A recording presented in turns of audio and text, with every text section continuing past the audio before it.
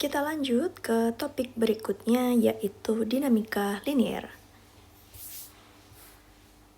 Langsung saja kita bahas soal yang pertama. Soal ini masih gampang, jadi untuk pemanasan dulu ya. Jika dua benda bermasa M1 dan M2, di mana M2 adalah 2 kali M1, terhubung dengan tali seperti pada gambar. Kemudian, abaikan massa tali dan katrol, serta semua gesekan. Jika kemiringan bidang miring adalah θ 30 derajat, maka gaya horizontal yang harus diberikan pada benda bermasa M1 agar sistem tidak bergerak adalah titik. Nah, ini sederhana aja teman-teman. Untuk memulai mengerjakan, kalian bisa gambar dulu diagram benda bebas atau diagram gayanya untuk masing-masing benda. Misalkan di sini untuk M1, berarti dia menerima gaya pertama, gaya berat atau gaya gravitasi ke bawah ya. Lalu dia menerima gaya normal dari bidangnya atau lantainya, kita namakan N1. Lalu di arah horizontal, tentunya dia akan ketarik ya oleh tali, sehingga akan mendapatkan gaya tegangan tali T1 ke kanan. Kemudian karena tadi ditanyakan gaya horizontal yang harus diberikan pada M1 agar sistem tidak bergerak ya, berarti ada satu gaya lagi yang arahnya berlawanan dengan T1 supaya M1 itu tetap diam. Nah, kita namakan ini sebagai F. Baik. Kemudian untuk si M2-nya. Untuk M2 sama ya, dia memiliki gaya berat atau gaya gravitasi ke bawah. Nah, untuk gaya normalnya tegak lurus dengan bidang miringnya ya. Seperti ini kita namakan N2. Lalu ada gaya tegangan tali sejajar bidang miring ke atas, kita namakan T2. Gambarnya not to scale ya teman-teman, sorry ini yang satu gede satu kecil. Nah, karena tadi di soal dikatakan sistemnya tidak bergerak, artinya kita harus memenuhi sigma F sama dengan 0 untuk kedua benda atau sistem ini. Maka untuk benda 1 ya, total gaya pada arah horizontalnya haruslah sama dengan 0, sehingga T1 minus F harus sama dengan 0, sehingga untuk mencari F, teman-teman harus cari berapa nilai tegangan tali T1. Oke ya. Sedangkan untuk M2, kita bisa cek untuk gaya yang sejajar dengan bidang miringnya, totalnya juga harus 0, gitu ya. Kemudian di sini gaya beratnya dapat kita uraikan seperti biasa. Ada komponen yang sejajar bidang miring dan tegak lurus bidang miring. Yang di sini, ini θ ya, maka ini adalah M2 G sin θ, dan yang tegak lurus bidang miring adalah M2 G cos θ. Sehingga kita punya M2 G sin θ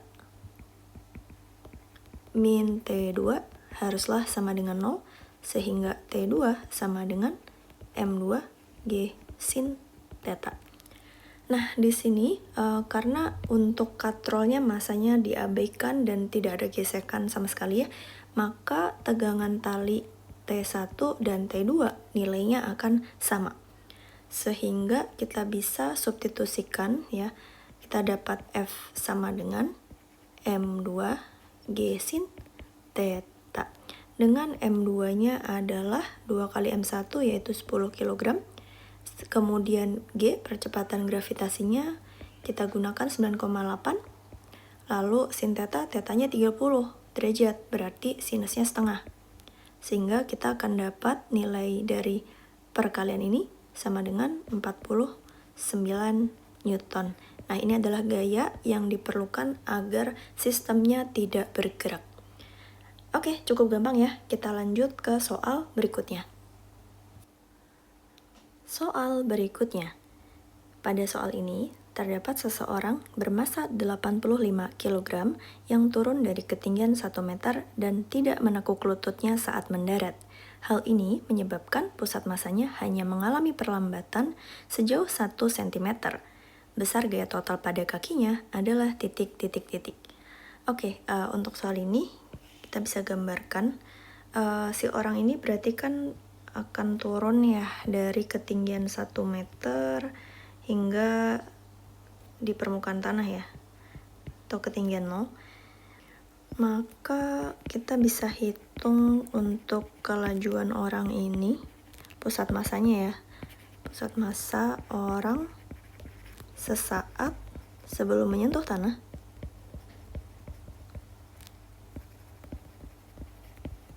adalah sama dengan, kita dapat menggunakan hukum kekekalan energi mekanik ya, dengan asumsi tidak ada gesekan dengan udara.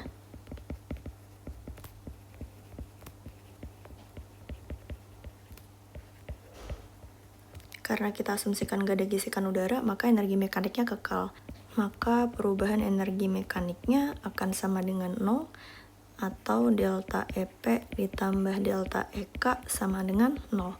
Untuk perubahan energi potensialnya berarti negatif ya, karena dia turun, jadi minus MGH dengan H adalah 1 meter. Kemudian untuk perubahan energi kinetiknya, yang awalnya let's say dia mulai bergerak itu dari kondisi diam, jadi kecepatan awalnya 0, maka perubahan energi kinetiknya sama dengan energi kinetik akhir, yaitu setengah mv kuadrat.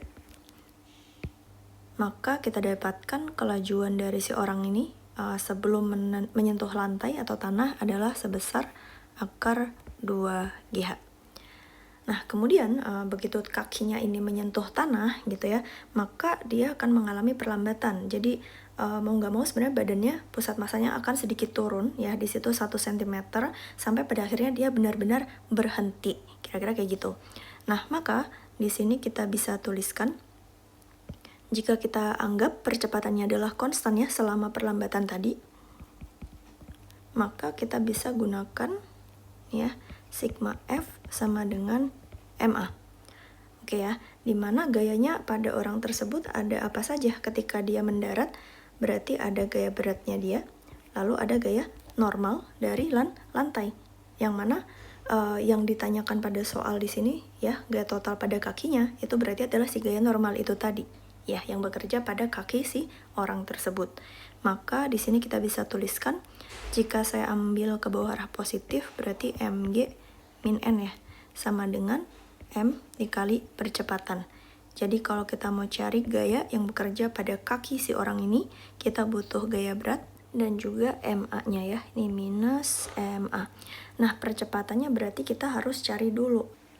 Nah, harusnya nanti kita dapat A-nya bernilai negatif, karena tadi ini diperlambat, jadi percepatan tuh arahnya ke atas ya. Sedangkan kita ambil ke bawah tadi arah positif gitu. Nah, kita akan cek untuk percepatannya. Karena tadi dianggap konstan, maka kita anggap aja ini gerak GLBB ya kan. Dimana pada gerak GLBB kita tahu ada equation V kuadrat ya, V final ya, sama dengan V initial kuadrat plus 2AS, dengan S-nya adalah perpindahan. Nah, maka karena pada akhirnya orang ini berhenti, maka V finalnya adalah 0, V inisialnya adalah tadi, tepat sebelum dia menyentuh lantai ya, ini V kuadrat plus 2AS, sehingga A-nya kita akan dapat bernilai negatif V kuadrat per 2S. Nah, ini kita masukkan ke dalam persamaan ya, jadi N sama dengan mg min m minus v kuadrat per 2s, sehingga kita dapat n sama dengan mg min m minus jadi positif ya, v kuadratnya masuk 2gh per 2s. Jika kita keluarkan m dan g nya, maka kita dapat mg kali 1 plus h per s. Oke, kita masukkan angkanya. Untuk masanya tadi 85 kg. Percepatan gravitasi kita ambil 9,8 kali 1 plus ketinggian H tadi 1 meter dan S-nya 1 cm, yang mana setara dengan 0,01 meter. Maka kita dapat 85 kali 9,8 kali 101. Kita masukkan ke dalam kalkulator. Kita dapat hasilnya 84,1. Ini setara dengan 84 Newton. Oke, itu ya untuk soal kedua ini. kita akan lanjutkan ke soal berikutnya. Soal berikutnya. Pada soal ini, kita punya wadah bermassa 0,5 kg yang berada di atas timbangan. Pasir dituangkan dengan debit 50 gram per detik, dan apabila pasir jatuh ke dalam wadah dengan kecepatan 4 meter per sekon, maka bacaan timbangan saat 0,5 kg pasir berada di dalam wadah adalah titik-titik Newton. Jika kita ilustrasikan, kira-kira gambarnya kayak gini ya guys. Nah, ini kita bisa selesaikan dengan meninjau gaya-gaya yang bekerja pada si sistem wadah dan pasir. Kita tahu bahwa sistem wadah dan pasir itu tidak bergerak ya, atau gerakannya dapat diabaikan, sehingga untuk total gaya yang bekerja padanya itu haruslah sama dengan 0. Kayak karena mereka pada akhirnya akan balance gitu kan. Nah, gaya yang diterima oleh sistem ini ada apa saja? Yang pertama tentu ada gaya berat atau gaya gravitasi. Oke ya, dari wadah dan pasir yang sudah ada di dalam wadahnya. Jadi ada MWG tambah MPG. Kita ambil ke bawah arah positif ya. Kemudian ada gaya normal ke atas ya dari si timbangannya, jadi minus N. Kemudian karena di sini pasirnya itu mencapai wadah dengan kecepatan tertentu. Di sini artinya ada gaya dari impulsnya. Oke ya, ini gaya dari impulsnya kita namain F. Sama dengan 0 totalnya. Nah, yang ditanya tadi adalah bacaan timbangan ya. Bacaan timbangan itu akan sama dengan gaya normalnya. Sehingga basically di soal ini kita tuh mau mencari gaya normal yang dialami oleh timbangan maupun si wadah dan pasir gitu. Jadi N akan sama dengan ini total gaya berat dari wadah dan pasir yang sudah ada di dalamnya, kemudian ditambah dengan gaya dari impuls pasir yang akan masuk. Oke ya, ini saya keluarkan G-nya. Kemudian untuk gaya dari impulsnya apa? Kita tahu gaya dari impuls itu sama dengan dp per dt, yaitu laju perubahan momentum. Dari siapa? Dari pasirnya. Oke ya, dimana momentum itu M kali V. Maka kita bisa tuliskan ini jadi ddt mv. M-nya M pasir yang sedang masuk ya, gitu. Untuk laju perubahan momentum dari suatu aliran ya dengan debit tertentu, maka kita bisa gunakan V dm per dt, karena kita ketahui di situ debit dalam massa per detik ya. Nah, maka kita bisa hitung sekarang berapa nilai dari G normalnya. Massa wadah ditambah massa pasir yang sudah ada di dalamnya, 0,5 tambah 0,5 G 9,8. Lalu kecepatan dari si pasir jatuh setiap butirnya adalah 4. Kemudian laju massa per detiknya di situ 50 gram per detik, artinya sama dengan 0,05 kg per detik. Sehingga kita akan punya nilainya di sini 9,8 ditambah 0,2, maka setara dengan 10 Newton. Nah, inilah hasil bacaan timbangan pada saat si pasirnya sudah ada 0,5 kg di dalam wadah. Jadi ada kontribusi dari impuls ketika pasirnya menumbuk si wadah. Oke ya, kita lanjut ke soal berikutnya. Lanjut lagi ke soal berikutnya. Di soal ini terdapat sistem 3 benda di mana gaya F diberikan pada M besar sehingga sistemnya bergerak terhadap lantai. Namun M1 dan M2 tidak bergerak terhadap M, artinya tidak slip ya. Kemudian abaikan seluruh gesekan dan massa katrol. Jika M1, M2, dan M besar diketahui, maka besar gaya F adalah titik-titik-titik. Oke, berarti kalau M1 dan M2 itu tidak slip, tidak bergerak terhadap M besar, artinya mereka di sini bergerak bersama-sama atau bergerak bareng, yang artinya mereka punya percepatan horizontal yang sama. Ya, kita sebut aja sebagai A. Kemudian berarti kita bisa cek aja ya gaya-gaya yang bekerja pada masing-masing benda. Untuk M1 berarti dia mempunyai atau mengalami gaya pertama G berat di arah vertikal dan juga gaya normal. Kita namakan N1. Lalu dia ketarik oleh tali, jadi ada tegangan T1 ke kanan, begitu. Kemudian untuk M2, gaya berat juga ke bawah, lalu ada tegangan tali ke atas, kita namakan T2, lalu ada gaya normal dari dindingnya M besar, kita namakan N2. Lalu untuk M besar itu sendiri, dia dapat gaya pertama gaya gravitasi, jadi M besar G, lalu ada gaya normal dari M1 ke bawah, dan ada gaya normal dari tanahnya, kita namakan N saja. Lalu ada gaya pendorong F ke kanan, dan ada gaya normal dari M2 yang arahnya ke kiri, yaitu N2. Oke, kita tuliskan untuk hukum Newton pada masing-masing benda. Untuk M1 kita dapat tuliskan gaya yang arah horizontal saja, di mana dia akan mendapatkan percepatan ke kanan ya, namanya A.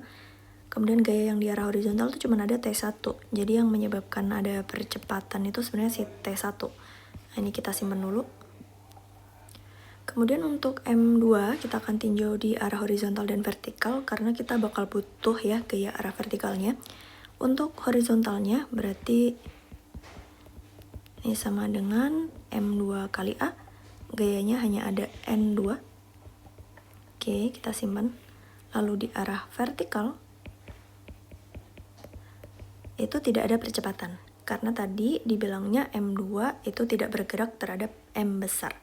Maka di sini kita dapat M2G min T2 sama dengan 0, jadi T2 sama dengan M2G. Nah, lalu pada M besar sendiri, sigma F pada arah horizontalnya sama dengan M kali A, gitu ya. Untuk yang arah vertikal kita tidak perlu cek, tapi boleh kalian tuliskan sendiri ya nantinya. Kemudian ini dapat F dikurang N2 sama dengan M kali A. Nah, jadi kalau kita mau cari F atau gaya pendorongnya, maka kita butuh MA dan juga N2. Ya, jadi percepatan dan juga gaya normal N2. Nah, N2 tadi itu adalah M2 kali A. Jadi sebenarnya kita bisa tulis F dalam MA tambah M2A. Nah, jadi kita akan cari berapakah nilai percepatan sistem ini. Dari mana? Kita ketahui juga bahwa pada soal tadi gesekan diabaikan ya, massa katrol juga diabaikan, sehingga kita bisa tahu bahwa tegangan tali pada benda 1 itu akan sama dengan tegangan tali pada benda 2. Sehingga kita bisa dapatkan M1A sama dengan M2G. Jadi percepatan sistemnya adalah M2 per M1 kali G. Nah, ini kemudian bisa kita substitusikan ke dalam persamaan F. Jadi F-nya akan sama dengan M besar M2 kali M2 per M1 dikali G. Oke, kita masukkan nilainya di mana M besarnya 30, M1 20, M2 12. Jadi 30, 12, ini 12 per 20 kali 9,8. Jika kita hitung, kita akan dapat hasilnya sekitar 247 Newton. Oke, semoga cukup jelas ya. Kita akan lanjut ke soal berikutnya. Oke, kita sampai ke soal terakhir ya untuk bagian dinamika linear. Di sini kita punya soal di mana seorang atlet lompat indah bermasa M melompat turun dari ketinggian 10 meter. Oke, let's say ini tempat lompatnya ya. Kalau lompat indah tuh biasanya ada kayak papan gitu, di mana itu tempat dia ngelompat. Gini, jadi dia akan turun dari ketinggian let's say H ya, 10 meter. Let's say ini permukaan airnya. Kemudian let's say ini adalah airnya. Dia melompat dengan kecepatan awal 0 ya di sini. Asumsikan gaya apung air menyeimbangkan gaya berat atlet. Berarti kita bisa tulis gaya apung di sini ya, gaya apung sama dengan gaya berat. Kemudian gaya viskos dalam air adalah BV kuadrat. Laju atlet dalam air V bergantung pada kedalaman X. Saat X sama dengan 0, laju atlet adalah V0. Jika B adalah 40 kg per meter, maka kedalaman atlet saat lajunya 7 meter per sekon adalah titik-titik-titik. Oke, pertama kita akan cari dulu berapa kecepatan si atlet waktu dia ada di permukaan air atau pada kedalaman 0 ya. Jadi X sama dengan 0 itu kedalaman 0. Nah, kita bisa gunakan saja hukum kekekalan energi mekanik. Jadi kita anggap tidak ada gesekan dengan udara gitu ya. Maka kita dapat delta EM sama dengan 0. Jadi delta EK sama dengan negatif delta EP. Sehingga kita punya energi kinetik akhir itu di permukaan ya adalah setengah M V0 kuadrat. Energi kinetik awalnya 0 karena dia startnya dari kecepatan awal 0. Kemudian perubahan energi potensialnya ke bawah ya, jadi negatif MGH. Sehingga untuk V0 itu adalah akar 2GH. Kita simpan ini terlebih dahulu. Nah, kemudian kita tinjau bagaimana gaya-gaya pada si atlet ini ketika dia berada di dalam air. Ketika dia berada di dalam air, maka dia mengalami pertama gaya berat, lalu gaya apung, dan juga tadi gaya viskos. Oke, sekarang kita tuliskan persamaan geraknya. Kita tahu bahwa sigma F sama dengan MA. Kita ambil ke bawah arah positif, maka kita dapat W negatif, FV negatif, FA sama dengan M. Percepatan itu laju perubahan kecepatan, jadi dV per dt gitu ya. Kemudian kita tahu bahwa tadi gaya apung dan gaya berat itu saling menyeimbangkan, jadi W dikurang FA sama dengan 0. Sehingga kita punya min FV sama dengan M dV dt. Oke, gaya viskosnya bisa kita masukin jadi min BV kuadrat sama dengan M dV dt. Nah, berhubung tadi si V-nya dikatakan bergantung kedalaman X, maka kita akan modify bentuk dV dt, di mana dV dt itu kita tahu sama dengan dV per dx berarti ya, dan dikali dx per dt. Dengan dx per dt itu adalah kecepatan dari si atlet itu sendiri ya. Maka kita dapatkan ini sama dengan V dV dx.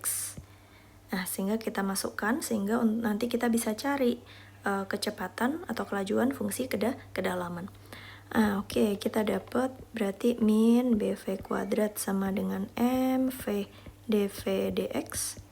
Kita bagi kedua ruas dengan V, maka kita dapat min BV sama dengan M dV dx. Oke, yang ada V-nya kita jadiin 1, yang nggak ada V kita pisahin. Jadi dapat min B per M sama dengan 1 per V dV per dx. Lalu kita integralkan kedua ruas terhadap dx. Jadi kita punya integral min B per M dx dari x0 hingga x tertentu di ruas kanan sama dengan integral 1 per V dV dari V0 hingga V tertentu.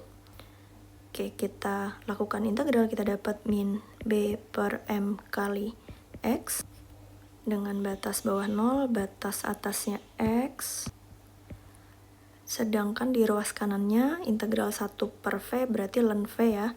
Ln V dengan batas bawahnya V0, batas atasnya V.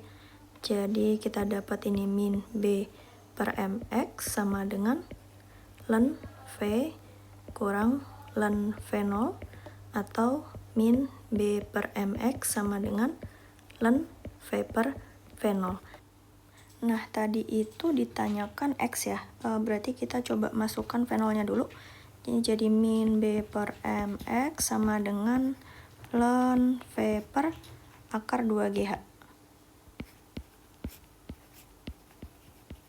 Oke, karena kita mau cari X, di mana V-nya itu adalah 7 meter per sekon, maka kita dapat min B-nya 40, masanya tadi 75 ya.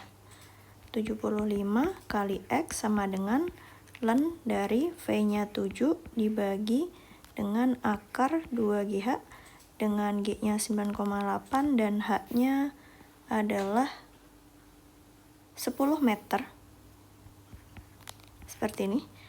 Maka nilai X adalah sama dengan min 75 per 40 dikali ln 7 per akar 196.